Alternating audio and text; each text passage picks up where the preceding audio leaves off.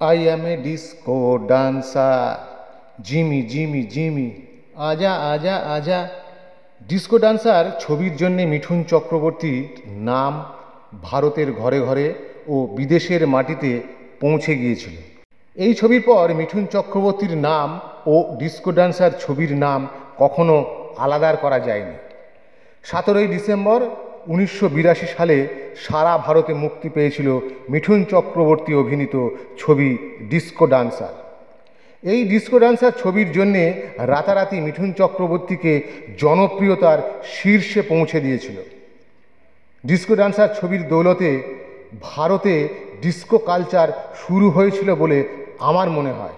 ভারতীয় চলচ্চিত্রে একটা নতুন ধরনের মিউজিক আর মিঠুন চক্রবর্তীর নাচের স্টাইল সেই সময় মিঠুন চক্রবর্তীকে স্টার বানিয়ে দিয়েছিল। সেই সময় মিঠুন চক্রবর্তী যুবক যুবতীদের কাছে ডান্সিং আইকন ছিল।